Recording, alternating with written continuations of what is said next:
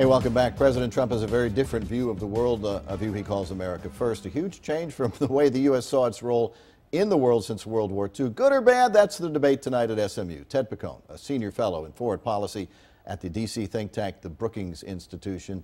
The debate tonight put on by the Bush Institute. So let's talk about how the U.S. has seen itself since World War II. President Trump says America first, and you would argue that America first is in the eye of the beholder. Exactly. I mean, I think we have the experience after World War II of working and rebuilding our enemies into our allies.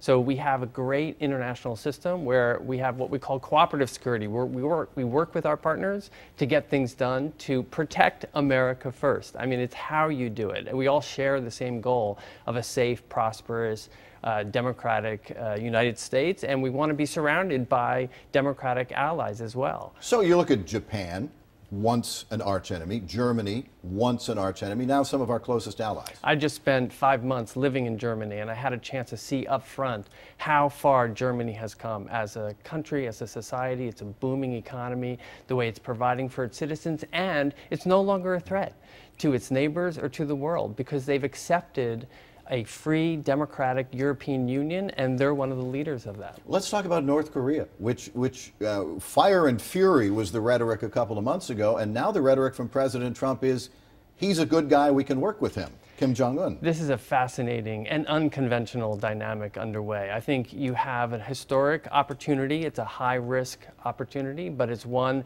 that we should try, I think. We should figure out a way of addressing the nuclearization of North Korea. It's a threat to us, and we have to deal with it. Question is, do we deal with it alone, or do we deal with it in partnership with others? And I think so far, he's breaking convention and trying a course that puts his own credibility on the line, President Trump himself, in trying to negotiate a deal that most experts say the North Koreans are never going to accept.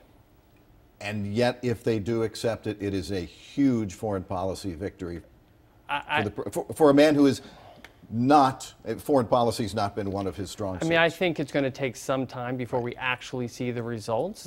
Do this step by step. So far, we're on the right track. By the same token, could that tough talk work with Iran? He has said we want a new deal that is better for the United States and better for the world. So you think about what impact that has on North Korea. We've just agreed to do something, or we hope to agree with North Korea, something that we just agreed to do with Iran, and we just ripped up our deal.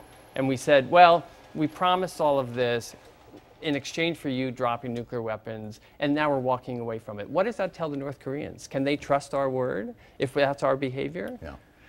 That's a real question for me. Yeah, fascinating. That and so much more. The Israel embassy, so many more things happening in the world right now.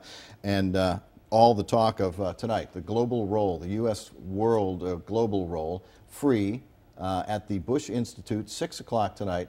You have to register to be there or register to watch online. And we have a link to do both on fox4news.com. Thanks so much. Great. Please.